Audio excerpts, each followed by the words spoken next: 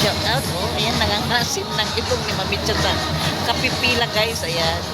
Nandito ako ngayon, guys, sa may Cessna. Conception Subdivision. Para pumila si Amara para sa pamigay na sapatos ang aming skate-chairman Yuri Idulan, guys, dito sa Concepcion. Skate-chairman, guys, ang mamimigay ng libreng sapatos para sa mga estudyante dito sa Marikina, guys, di ba? Libre yan. Ayan. Kaya yan, guys, nakapila pa rin si Amara hanggang ngayon, no? Hanggang ngayon, guys, oh, nandoon, nagpila si Amara. Ayan, pati sa labas marami po. Ayan sila, oh, ang dami pa nila. Ang dami pang nakapila, guys, para sa libreng sapatos galing kay skate chairman Yuri Idulan. Idulan ba? Pasensya nung nagkamali ako, basta Yuri Idulan. Yun. Basta skate chairman siya, guys. Mamibigay ng libreng sapatos dito sa Marikina yan, ha. Marikina lang yan, ha. Yan.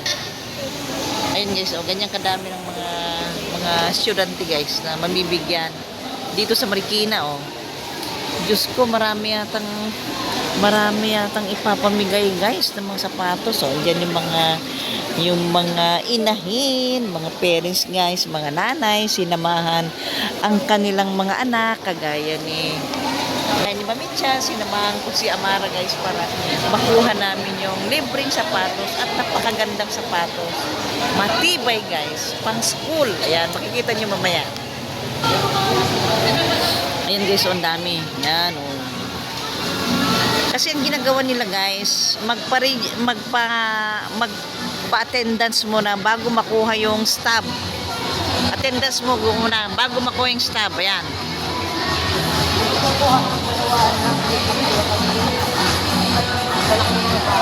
Yan. Yan na si Amara. Ano yung stub mo lang? Saan ka daw upo? Sige, umupo ka na doon, ah. Ayan si Amara, guys, oh. Sayang, ang ganda ng sapatos.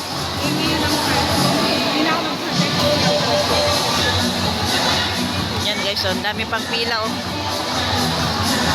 Ayun si Amara, guys, oh. Natatanaw ko. Yan. Na ngayon pala, magpapasalamat na ako kay skate-chairman. Ayun na siya. Parang yan na yung pick up niya. Kay skate-chairman Yuri Idulan. Pasalamat na ako ngayon pala. Kahit di pa namin natatanggap, sobrang nag-thank you na ako kay Chairman Yuri Idulan, guys. Napakabait niya. Dahil nabigay pa yan ng mga tent, guys. Ng mga tent. Kada homeowners, namigay yan. Ang ganda-ganda. Yung naibigay sa amin, ang ganda-ganda. Siya na yun. Parang siya na yun, eh. Parang kilala ko na yung pick up niya kasi nung nagpunta sa bahay, na dinala yung ang aming tent. Siya mismo, guys, ang nagdala sa aming bahay. Yung tent para sa aming homeowners. Ayan, ewan ko lang. Yan, dami nila, oh. Dami ng mga bata. Ito na yung mga sapatos doon. Bibidyoan ko, guys, yung mga sapatos na ipapamigay, ha. Bibidyoan ko. Bibidyoan ko itong mga parents na nandito, na naghihintay sa kanilang mga anak. Ayan. Dami, di ba? Ayan. Sana meron ako makitang kakilala. Ito na. Ito, guys, yung mga sapatos, oh. Ito na yung mga iba't ibang size na ipapamigay. Para kay Sir Yuri. Ayan, oh. Ayan, guys, yung mga... Ayan yung mga sizes, guys. Ayan. Size 8, size 9. Ayan, kompleto na yan dyan. Size 11. Ayan. 9 kay Amara. Alam ko 9 yung size ni Amara, guys. Ayan. Ready na. Ready na. ready na ang ipapamigay, guys, sa mga sapatos ni skate-chairman Yuri Idulan. Diba? Yan na. Malapit na. Pamimigay. Malapit na pamimigay, diba? Skate-chairman Idulan. Ano po, SK Kagawad po. Wala po po si German. Pero yung apelido na Idulan. Idol yan. Idol pala. Skate-chairman Idol yan. Yung nagbigay ng aming mga tent kit, diba? Kada homeowners. Yan. Malapit na yan si Kagawad. Ronald Ignacio po. SK Gagawad Ronald Ignacio. SK Kagawad Ronald Ignacio, guys. Ayan. Kasamahan din ni Ski Chairman. Ayan. Tutuloy ko yung video. Ayan, ayan. Dito muna ako. Bantayan ko yung anak ko. Ayan guys, dito muna ako. Ayan. Sana si Amara. Ayan. Yun ang anak ko. Nakapila. Ang aking anak. Binabantayan ko siya. Ayan. Ayan, idol yan nga, tama nga. Ayun. Kasi hindi ko masigurado nga, idol yan pala. Si Ski Chairman Yuri Idol yan. Ayan, nakuha ko rin yung apelyido niya, guys. Thank you kay Kagawad Rolando Ignacio. Rolando Ignacio ba? Ayan na guys, ayan na. Oh, kasalukuyan pang nagpapa-attendance guys bago makuha ang kanilang mga staff. Ayan. Yan sila oh.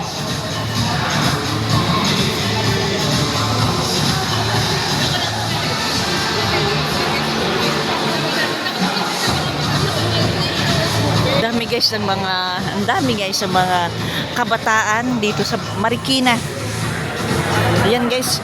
Pinatawag yung mga ano na bang edad yun, basta mag-umpisa ng 13 years old guys, pinatawag dun sa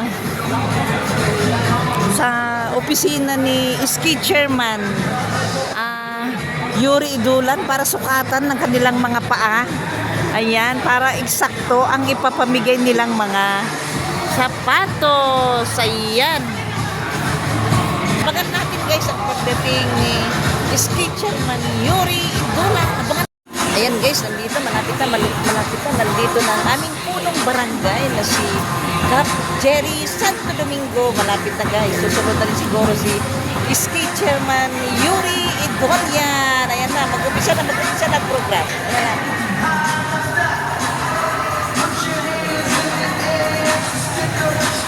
Ayan na.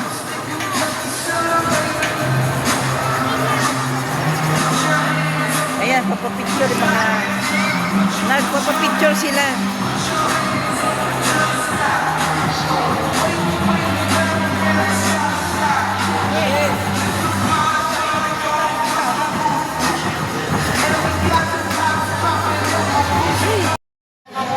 Ayan guys, mag-uumpisa na ng program. Atin po sa ating yan ang ating sangguniang kabataan sa mauna po ng ating pinakamamahal na Ski Chairman Yuri Idulan. Idol yan. At sa moment, tayo natin talagang ipaap. At tayo sa harapan ng video ang aming Ski Chairman Yuri Idol yan. Punta ako sa mga malapaan po natin Ski Ski Chairman Kagawad. yan. Yan. Ito tayo. Tuloy natin mag-video doon.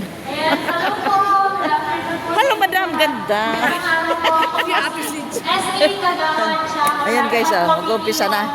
Health and Education. Ako po yung RN sa aking SK Council. So ako din po ako may hawak Hello, ganda. Ayan. Ayan guys, ang dami nila, di ba?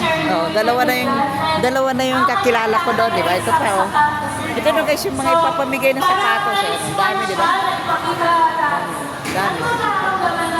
Yan, yung mga ipapamigay ng sapatos. Ang dami, di ba? Oh, dami guys. Ayan, oh, dami, di ba? Yan, dito na ako. So, kung makapunta sa harap para, makapag-video, pero doon na lang sa sentro. Sentrohan ko na lang si Ski Chairman. Sentrohan ko, yan. Daming mga bata, daming mga bataan guys. And also kay Kuya Joel, si Kagawad Dr. Marcela din po, at si Coach Jerry. Also, syempre, pinapasalamatan ko po ang buong council na sa Kuya Dito na po. Yan, thank you. Yan. Syempre, si Kagawad ay may Doon sana. Eric Jarani, Abby Fernandez, Terry Alvarez, Ronald Ignacio, and also yung SK Secretary natin, Chika Marie, and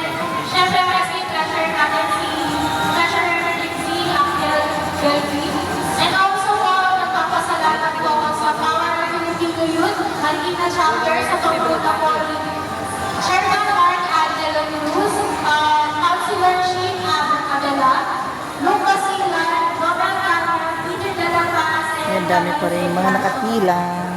Yan. And of course, hindi po tayo, isa po, pinaparating ko po sa inyo lahat, masasalanan sa pasensya, kahit na sobrang init, and sa habang ng pila, nandito pa rin po kayo, and willing po kayong mag-wait para sa ating shoe distribution. Yun lang po, maraming pong salamat sa inyo lahat. Thank you po. Thank you po. Ayan muli, once again, maraming conception ang napinamuli natin ang masigabang palakpakan ang may hawak ng committee and elevation. SK Kagawad, siya, alright. At this moment, syempre, pakahapya po ng muli natin para sa pagpapatuloy pa rin po ng ating programa ngayong hapon. Para naman sa ating discussion po, hiningi po namin ang ating attention ng 5 minutes lamang po para sa ating mental health promotion. Tinatawagan ko po mula po sa Life Source MXE yun. Bigyan po natin ang masigabang palakpakan at mainit na magtanggap, Miss Jed Divina.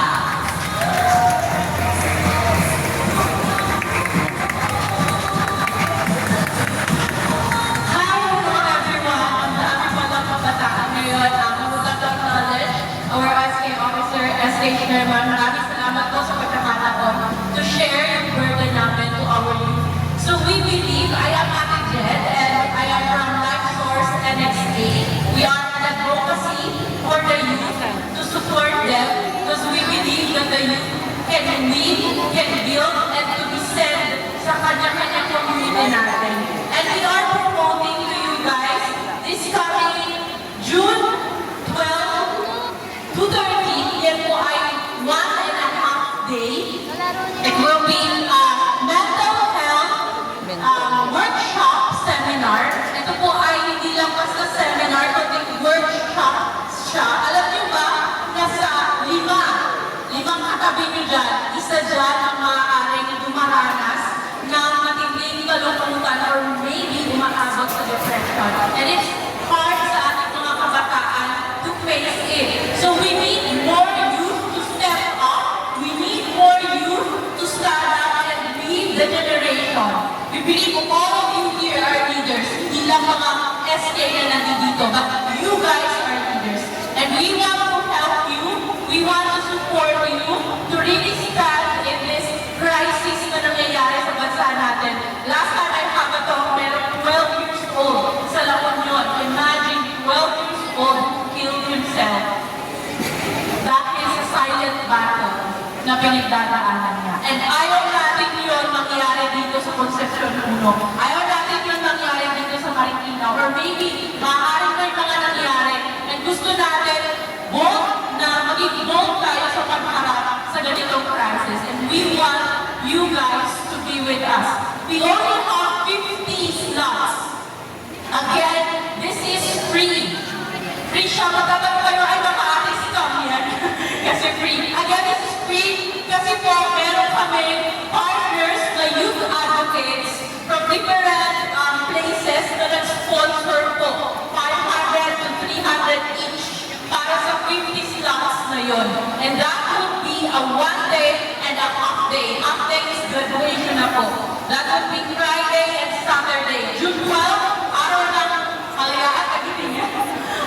That would be walang klase nun.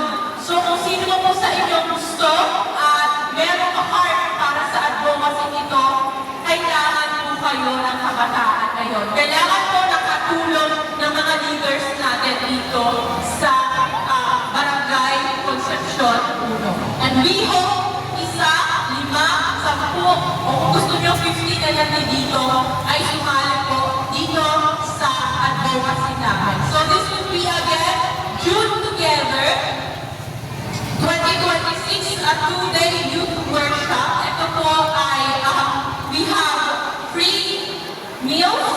Kompleto na po ito. Again, meron po nag-sponsor sa inyo. We have games at iba pa po mga psychosocial na kalaro and training para sa mga kabataan. In order for you guys to be equipped, magpapasok ka na naman. Kaya iba't ibang battles na naman ang haharapin ng kabataan. So i-equip kayo dito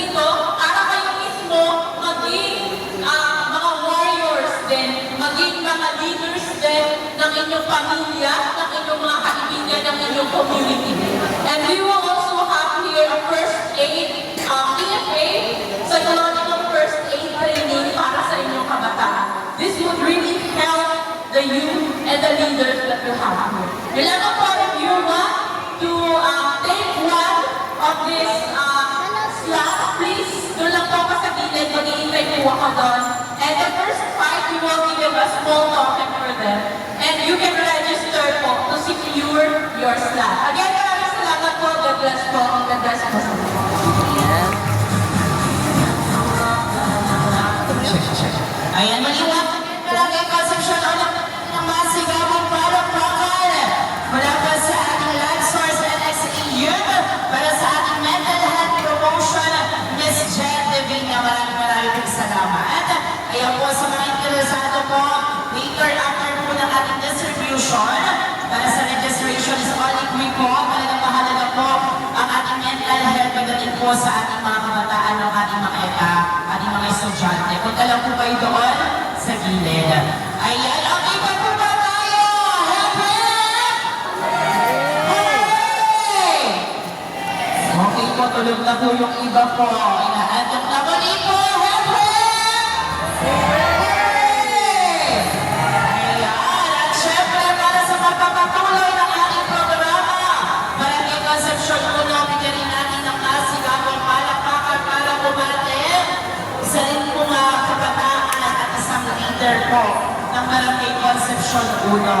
At syempre nakikita rin po natin ito sa ating opisina na dati natin pinakamamahal na Congresswoman Teachers Stella ngayon, sa ating pinakamamahal na Congressman Atty. Miro Ipo.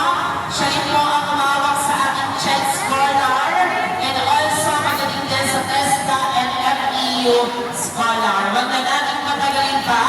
Bigyan natin ang masigabang palakpakan our Chairman of Power of Filipina Youth Marikina Chapter. Palakpakan po natin Chairman Mark Cruz.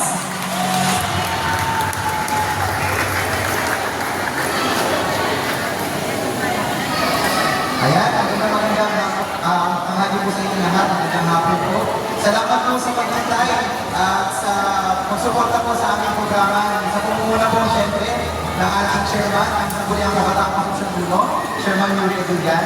Hindi ko na po ito papatagalin, mga mahal kong scholar. Hindi ba sa inyo namumukhaan ko dahil mga nagdaan sa akin sa CHED at sa FEU Scholarship.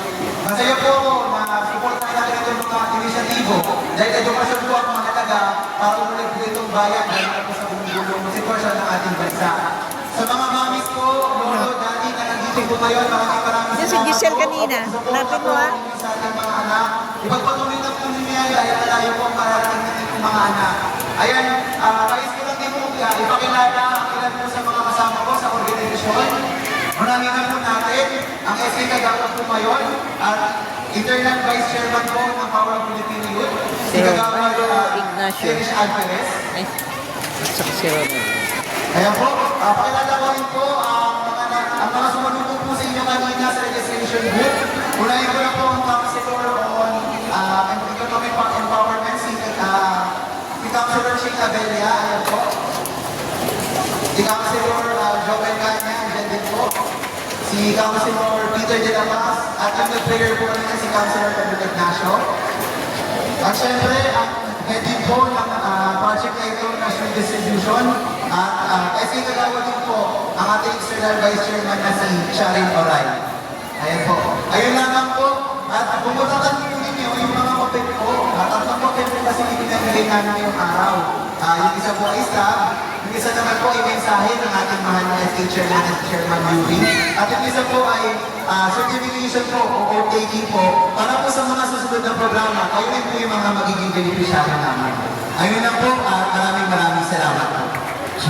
Ayan, maliwan sa galera, bigyan natin ang masigabang palakpakan ang ating Chairman ng Power of Filipina Youth Marikina Chapter, Chairman Mark Cruz, sa kanilang mga kasamahan muli sa Barangay Concepcion 1. Bigyan po natin ang masigabang palakpakan ang ating Sangguniang Kabataan SK Chairman Yuri Edulgan. Chairman Yuri Edulgan. sigurado ako, gutom na kayo. Kasi pagpasok ko kanina, Gutom na. Gutom na rin ako. Nakita ko po kanina, mahaba ang pila. Alam niyo po, pagpasok niyo po ba binibigyan kayo ng merienda? Yes! May merienda po binigay? Wala! Mamaya ako patumingin niyo, bumili na lang kayo ng merienda.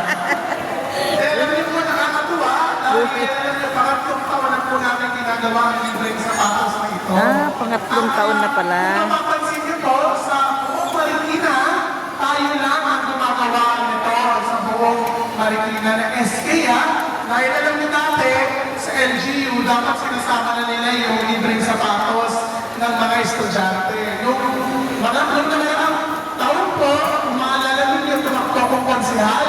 Sabi ko, yung tumatakbo kong konsihal, ang pinaglalaban ko noon, dapat ang lahat ng estudyante sa Marikina, mabigyan natin ng libreng sapatos. Kaso hindi po ako pinalad, pero sabi ko, on my own little way, sa barangay natin sa Concepcion 1, I will do my best, kasama ng mga SK Council, na kahit papaano, mabigyan natin lahat ng mga kabataan sa barangay Concepcion 1 ng libreng sapatos. Alam niyo po ba, na nasi-share ko na rin yung kwento, alam ko lahat kayo may hawak na papel. Nagtatanong kayo kung ano yung power of Filipino youth. Nung ako po estudyante, college, 2 years ago, pinasan ko yan sa mga kaklase ko. Sabi ko, dahil pandemya noon, maraming kabataan ang hindi nakakapag-aral. Kaya sabi ko, kumuha tayo ng isang organization, tulungan natin yung mga kabataan na hindi nakakapag-aral dahil sa hirap ng buhay noon. Alam niyo po, marami ang tumalikod sa akin sa ideya ko na yun. Marami ang hindi naniwala dahil sabi niya, paano mong magagawa yan na tulungan mo yung mga kabataan na hindi nakakapag-aral? Eh tayo nga sa sarili natin, tayo mga estudyante, hirap na. Kailangan natin ng internet, kailangan natin ng laptop, kailangan natin ng tablet. So, marami pong nag-reject sa idea na gawin yung organization na to.